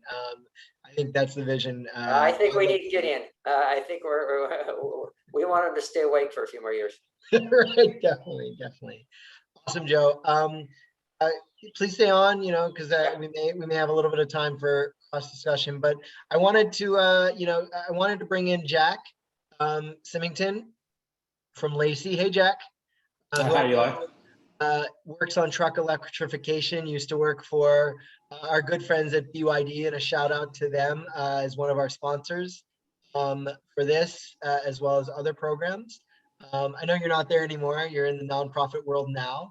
But if you can just, thinking about what Gideon has said, what Dean has said about some of the challenges we're facing, the job opportunities as well, and how we ensure that the folks that you're working with, the OEMs, are not only hiring workers with good training and apprenticeship, but with good benefits. And just maybe you could help me with it. What is duty cycle? Can you just define that really quickly? I know it's come up a couple of times. Yeah, sure. I'll define that really quickly before kind of getting into a little bit of background on Lacey and the work that we've been doing and kind of where we see the need for more effort and the progress that's been made. But duty cycle traditionally just means, what is the work that the truck has to do? How many miles does it have to go on a shift, and how much cargo does it have to pull? What is the weight class, or you might hear GVWR, the gross vehicle weight rating of the truck. So, what is it moving? How much weight is that? And how long is it going in one shift? One kind of secondary question to that might be how many shifts in a day? And this is super important when it comes to electrification, because not only are certain weight classes more or less difficult to electrify because of the size of the battery and the cost of the battery, but different duty cycles, even within the weight class, can be different based on how far they go or how much weight they pull. So I hope that kind of gave a good answer for duty cycle. But yeah, thank you for that was great.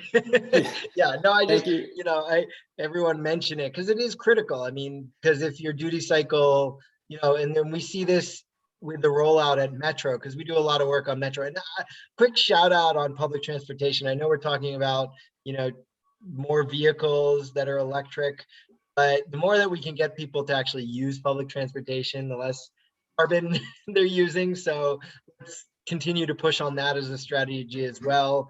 zero emission buses are great, I always say, but if nobody's riding them, you're not really seeing the greenhouse gas emission reduction benefits that you really want to see.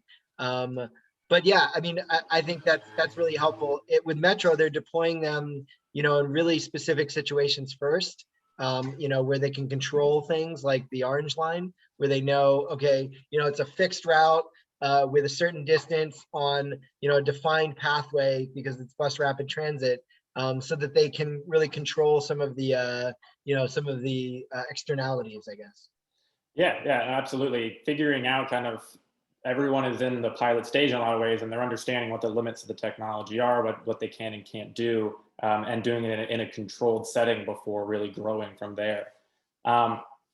It's like you read my familiar with Lacey and kind of know what we're all about. And so we'll touch on transit a little bit, but for those who aren't aware of Lacey and our mission, our top level goal is to build an inclusive green economy. And we really do that through 3 different mechanisms. One is called Unlocking Innovation, which is your traditional business incubator. We take seed stage and Series A stage investments in clean tech companies. The second is called Market Transformation, and that's a lot of the work that I do, which is really looking at how policies, and regulations and legislations and incentives can affect the market while also kind of deploying pilot projects through grant funding. And the last is called Enhancing Community, which really looks at workforce development and community engagement.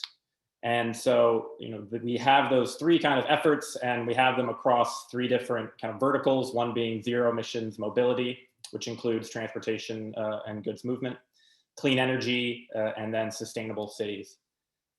A big kind of focus of Lacey is TEP, which is the Transportation Electrification Partnership, which was founded in May 2018 as a public and private collaboration to really accelerate reductions in climate and air pollution by the 2028 Olympic Games. And we've been going at it for 3 years now and setting what emission reduction goal we want, kind of above and beyond what's already expected through kind of climate treaties. And then figuring out, all right, what are some detailed targets that we have to hit to achieve those goals? So before you hear are all the different members of TEP, and a special shout out to Joe from IBEW and Lisa from Edison, as they are both very active partners in the group, as well as DWP and Metro, as you said. And so it really does kind of cover the gamut between different types of public entities, whether utilities or cities or counties and the transit authorities, as well as light duty and heavy duty OEMs and energy service providers too. And so kind of coming out from the TEP have been in our most recent roadmap, these 3 primary call to actions that we are necessary. They're ambitious goals, but they're goals that we need to hit. And one of them is to have 30% of all light duty vehicles on the road and 80% of all vehicles sold by 2028 be zero emission. And this is a goal that actually one of our partners, Audi, recently hit at a couple dealerships in LA County. Believe it or not, they had more zero emission vehicles sold in the first quarter of 2021 than combustion vehicles sold. So we see good progress there. The second is shifting 20% of all single occupancy trips to public transit, as you referenced, Eli. That is very important, as is kind of more active transit like bikes and micromobility. And then the third kind of big goal is ensuring that all public investments in goods movement by 2028 advance zero emission solutions, and really focusing on the 710 as being the first zero emissions goods movement corridor. And by that, we don't necessarily mean a catenary system, but we mean to have there be sufficient infrastructure surrounding that corridor, sufficient charging infrastructure, that drayage operators are comfortable with battery electric solutions. And so I'll kind of pull that down there and get into the 3 kind of areas that we see as being key to advancing zero emission solutions. And one of them is that, as the state moves towards zero carbon, there really needs to be this focus on all the different stakeholders working together. Transportation and energy at this point are really 2 sides of the same coin in a lot of ways. and they can support each other's zero emission goals. Utilities are certainly a key partner in this. The Charge Ready Transport program has been phenomenal in some of its early rollouts, and there are a lot of learnings that are coming from that the industry will build on and that the utilities are supporting. We see at a high level some institutional synergies. The new chair of CARB came over from Leon Randolph, came over from the CPUC. And so, having that perspective at CARB is certainly going to be valuable given the importance that utilities have in kind of mobile source electrification. We even see kind of the CARB and CEC working together in some capacity to understand how their programs can complement each other. And we recently had the South Coast AQMD win a joint solicitation that the CARB and CEC put out for 100 drayage trucks. And that's going to be a very foundational project here in the LA basin. And so statewide, there needs to be this understanding of how these agencies can work together. I've named 3 or 4 agencies right now, and there are, believe it or not, 29 different agencies that have a stake in electrification. And so TEP and Lacey kind of saw this and sponsored Senate Bill SB 551, which is authored by Henry Stern, which will create the California Zero Emission Vehicle Authority. And the purpose of this authority will be to provide a comprehensive strategic direction across all agencies to kind of create financing tools that kind of draw on the different strengths of different agencies as well, and to ensure that equity is at the forefront. We really want this position to be someone who can be accountable and really lead the entire state when it comes to our zero emission vehicle strategy, not only on deployments, but on manufacturing too. EVs are already California's #1 export, and we should do whatever we can to kind of grow that business. That involves everything from the Salton Sea and kind of the Lithium Valley Commission that has been put in there, as well as our growth in renewable energy. So everything from the battery materials to gathering the electrons, California can be a leader in. This bill already has 80 different organizations supporting it as it's gone through the Senate and Assembly committees, and certainly would love to speak further on that with anyone else. The second big opportunity for growth that we see is really in kind of the financing components. We know that these vehicles are expensive, but that does not mean that there is not a TCO available for certain duty cycles today. There really are lots of opportunities where today you can get a positive economic return. Just explain what a TCO is. Yes, of course. The total cost to ownership. So, not only looking at the top line price of how much it costs, but factoring in fuel savings over time, understanding when you'll get a return on your investment and when really, the electric option is an economic option as opposed to just an environmental one. At the end of the day, these are all businesses that need to, make money in order to stay in business. And so they will look at the bottom line. And, we love it when folks are making very business decisions to go electric, because that's, a key indicator that is ready for prime time. And so we have a lot of energy providers and financiers who have understood where there can be a positive return today, and they're making large investments in the space in order to convert these fleets. You have LCFS credits, the low carbon fuel standard credits, drive this in no small way in the near term, as it really reduces the price of fuel for some of these fleets. And you not only have the financing part of this that is slowly coming together, but you have the different business models that are developing in order to support this, whether it's making zero emission vehicles more accessible to rideshare drivers. It can be truck sharing, kind of like a Zipcar for trucks, for electric trucks. And we also have some portfolio companies that are looking at battery reuse. Eli, you mentioned that earlier. We have 2 different ones that takes old car batteries and puts them into delivery vans.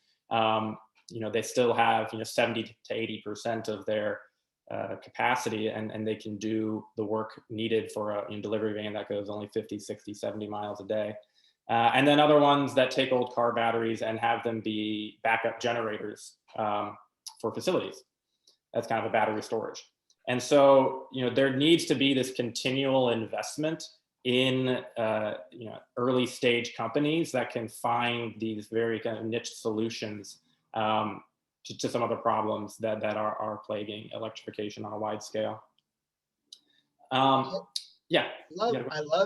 I love the ambition. I mean, I think it's fantastic that like you're really pushing on the idea of, okay, let's leverage the Olympics, because as Dean, kind of pointed out, we're actually losing the race if you were to compare us to China and some of the other countries that are rolling out battery technologies faster. So setting that like bright star of like, okay, we want to showcase this for the Olympics. I think it's great because it's going to really focus policymakers, it's going to focus manufacturers, it's going to focus the industry. I'm also hearing in my head Gideon saying, we need to, we have 7,000 or 8,000 2010 trucks that need to be turned over in the next 18 months. And of the 1,200 that turned over, only 50 of them are battery. I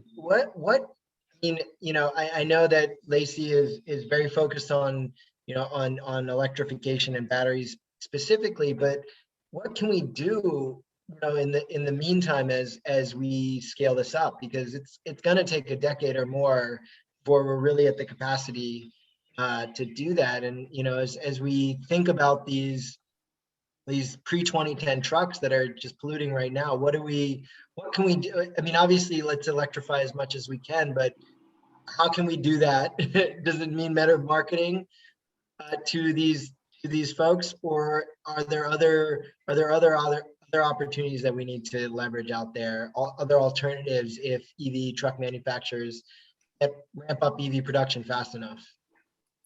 Yeah, that's a great question. I enjoyed hearing Dean's point earlier about how they're working to kind of get electric vehicles into the hands of trades truck drivers, because that certainly is one of the more difficult nuts to crack. But I think in the very near term, when you're talking the next 2 or 3 years, you're going to have a lot of large fleets that are deploying 10, 20, 30 trucks right now and seeing how they fit in their operations. These are pilot projects that have been going on since 2018, like the one at Anheuser-Busch that Gideon and I visited.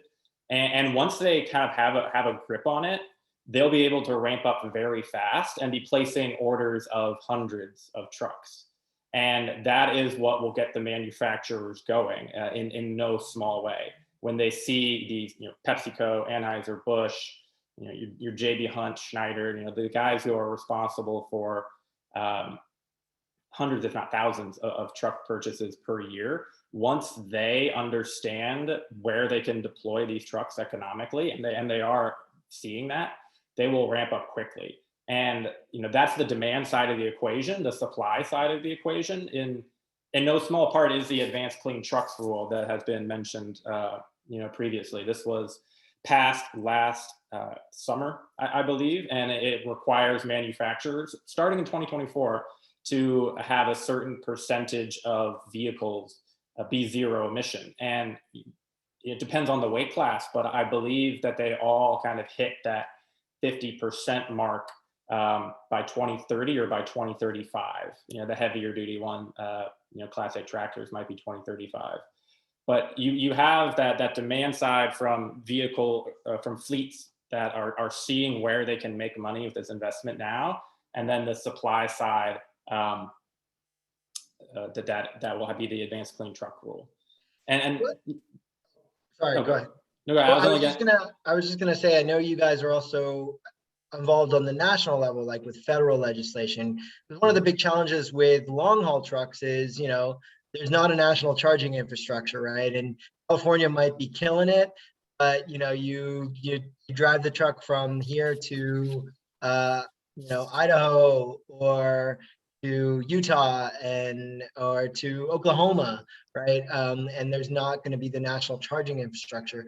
What needs to be done kind of nationally to ensure that there's the Edisons all over the country, are able to be able to, provide security or reliability to some of these large companies you were mentioning. How does that work?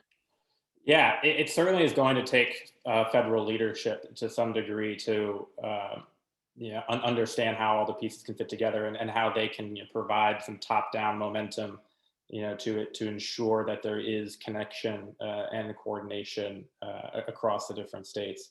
Lacey submitted to the administration at the very actually outset of the pandemic a proposal for $175 billion that would go to the electric vehicle industry, both kind of on the manufacturing side as well as the charging side.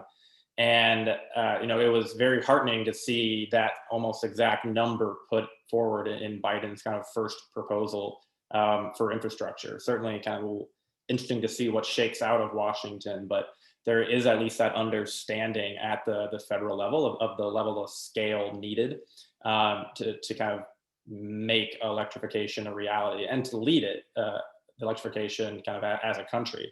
On the technical level, as far as what type of technology is needed to really unlock long haul trucking, you actually had a CEC grant recently awarded that was focusing on development of a megawatt charging standard, and this will be a plug that might not be the size of one of those ship plugs, but will still be fairly large and be able to charge a battery electric truck in 15 minutes to half an hour. And so something that is a little bit more applicable and can kind of fit into the operations of long haul trucking.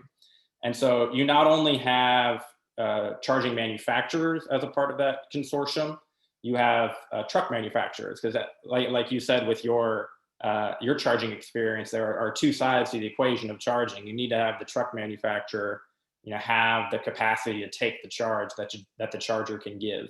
And so you have industry kind of moving in tandem because they know that in order to electrify long haul trucking, you need that incredible power. When looking at how the grid reliability, you have fueling providers who are even a part of that consortium.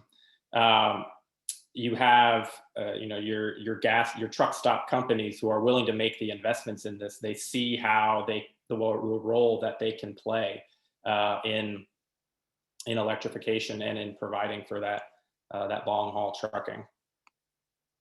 Awesome. Well, that's great to hear, and I know that you guys have been working hard on it, and I hopefully we can work together on this climate and clean air initiative, because we want to be able to provide the funding needed to really accelerate and roll this out as quickly as possible. So thanks, Jack. I want to kick it over to our last. Thank you, Hector, for sticking through it and for agreeing to join us on the panel. We used to see each other across the way at Lacey, but haven't in a while. But still been in the trenches fighting at the Metro Board for a lot of good stuff, and also meeting with members of Congress on public transit as well. But Hector works with our great partner, Jobs to Move America, another partner with Lacey in the TEP program. He's the Senior Equity Workforce Director, right? Coordinator. Okay. Joe spoke a little bit about what it means for working men and women. What are some of the policy fights that are happening right now? And what role can the public and state and local governments play in ensuring that, especially even going down to small operators and misclassified workers? I mean, this was a big thing that happened during the Villaraigosa administration, where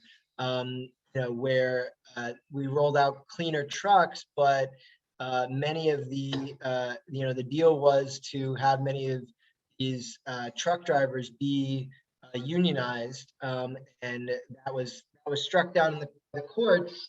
And so, a lot of these workers got misclassified. A lot of them had to basically pay for these trucks themselves and continuing to pay for them. How do we kind of ensure that we do the right thing, right? Reduce our carbon emissions, but we also ensure that, working families and frontline communities are benefiting the first and the most from these new kind of job opportunities? I know there's a lot to unpack there, but you know, you've been working in the trenches on this for a while, so. Yeah, no, that's great. And I appreciate the question. I think I'm going to be able to cover some of that in a brief presentation that I prepared. Both public agencies and private firms, community groups all have a role to play in sort of addressing these issues that you raised. Before getting into that specifically, let me just share a little bit about who Jobs to Move America is. We're a national organization with teams in strategic regions across the country, as well as a national team that has been working and is growing on interventions at the federal level to make public investment equitable back at states and at the local level.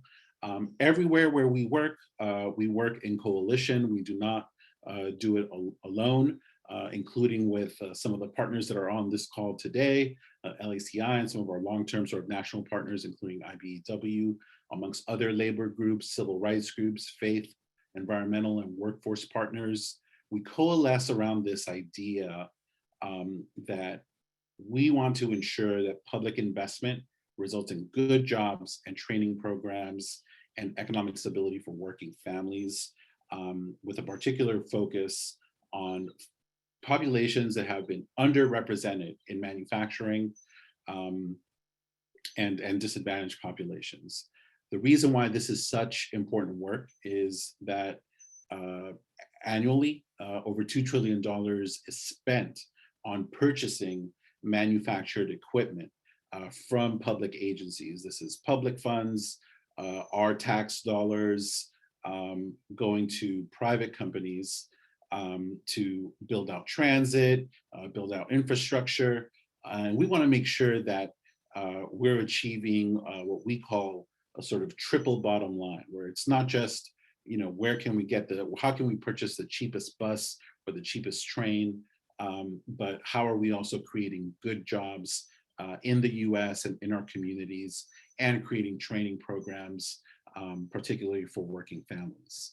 And so our approach to how we do this with public agencies versus how we do it with private firms sort of represented here. Of course, public agencies have a big role to play. It's often where lots of the money and investment comes from.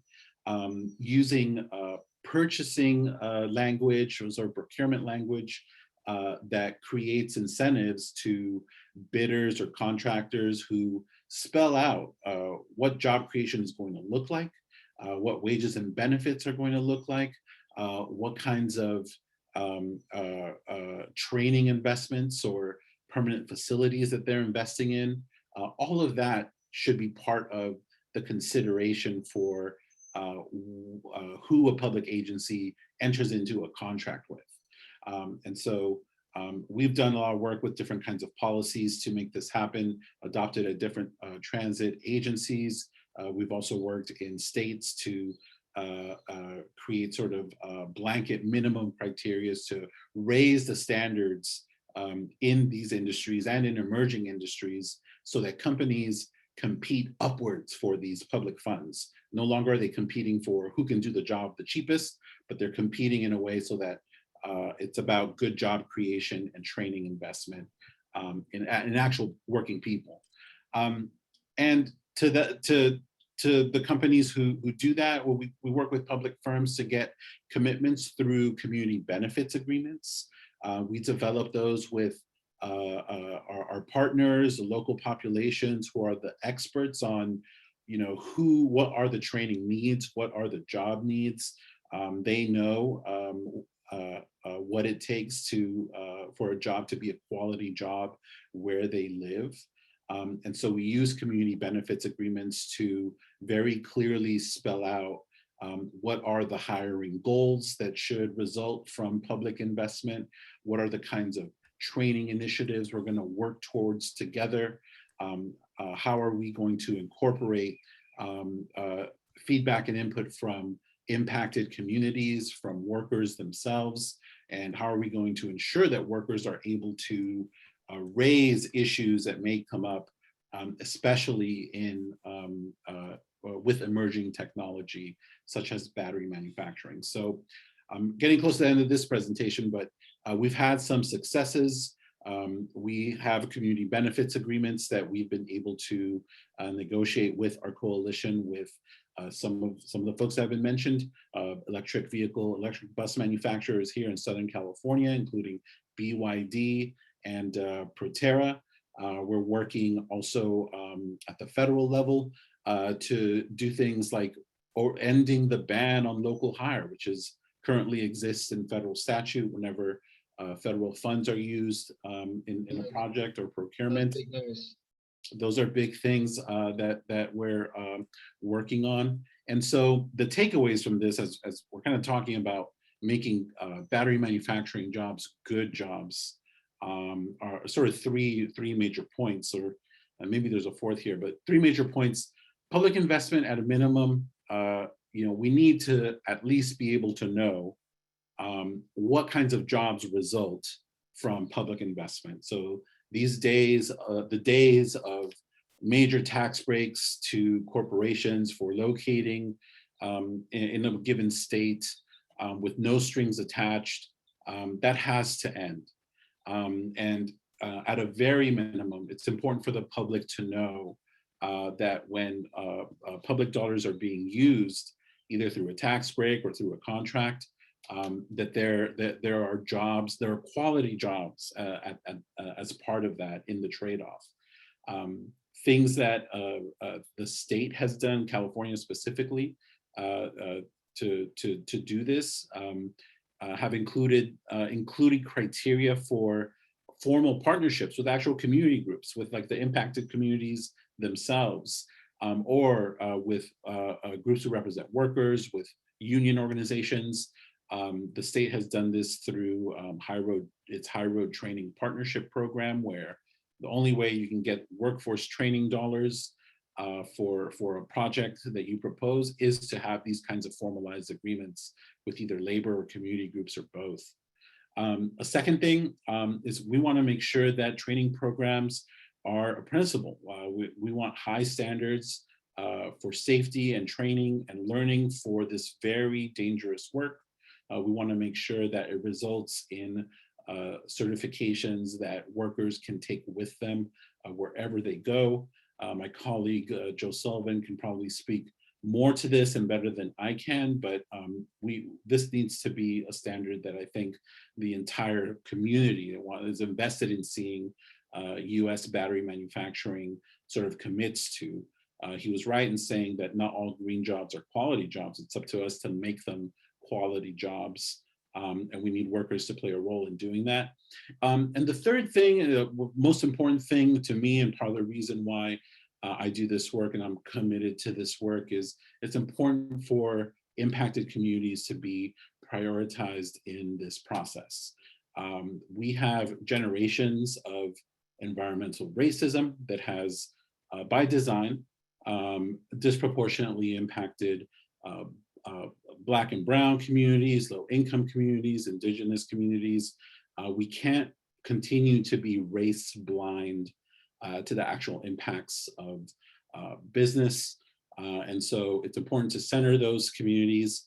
And it's important to mention here also that centering those experiences and those communities means that we have to be willing to stand firm in our commitment to full-on zero emissions vehicles. No matter if things like near zero or quote unquote clean diesel can be a way to achieve greenhouse gas reductions, those pollutants are still killing folks who look like me, look like maybe some of the folks who are on this call.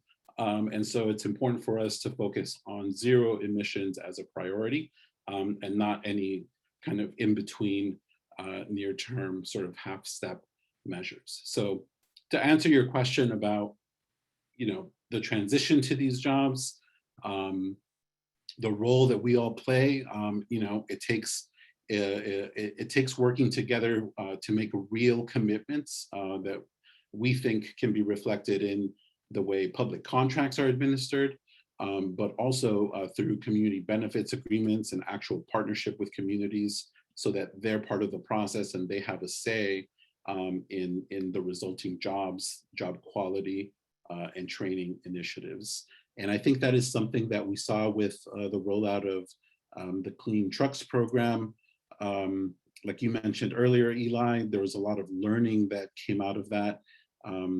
Addressing worker misclassification is sort of another campaign that we're focused on federally, but that's also part of the work of making green jobs also equitable jobs in the process.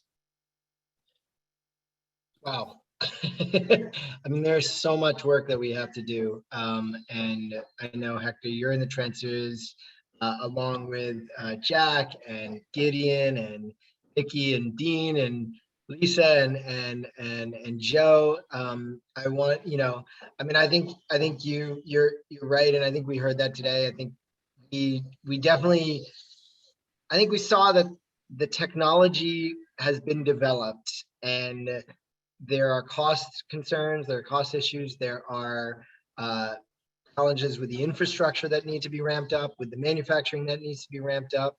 But we are here, which we couldn't say a couple of years ago. And so you're absolutely right. The more that we can deploy, the sooner. Let's do it. I just, I can't get out of my mind this, this requirement that a good requirement that policymakers put in, but really didn't think through how we would do it in the best way and the most effective way possible, to get rid of those pre-2010 trucks by the end of next year. And it just seems like such a missed opportunity to really do it well and right. And yet we still have, people, as you mentioned, people of color predominantly along these corridors who are dramatically impacted. I think, I think opportunities to put more on the Alameda corridor, on zero emission trains, I think is a real opportunity in the near term. But whatever we can do in the near term to ramp up the scale of this, and I think next week we'll also be talking about other carbon neutral fuel sources, hydrogen being one of them, renewable natural gas as well. So we not only do we encourage people to check out this one, we're gonna put the recording up there. We want to encourage everyone to support, and Hector, I'm going to give a plug because Avilasha will appreciate it, for Senate Bill 674 currently in the Assembly. It's going to ensure that public dollars spent on public contracts, that we ensure that the commitments made by companies to hire high quality workers and use union workers are upheld. I want to also shout out to the Climate Center at climatecenter.org and Climate Safe at California to sign up for their effort to accelerate all this, to get all of these deadlines accelerated so that we can get reduce our greenhouse gas emissions, reduce our criteria pollutants sooner. Shout out to Geraldine. To our sponsors, BYD, LADWP, Department of Water and Power in Los Angeles, Southern California Edison, and IBEW-NECA for helping making this event possible.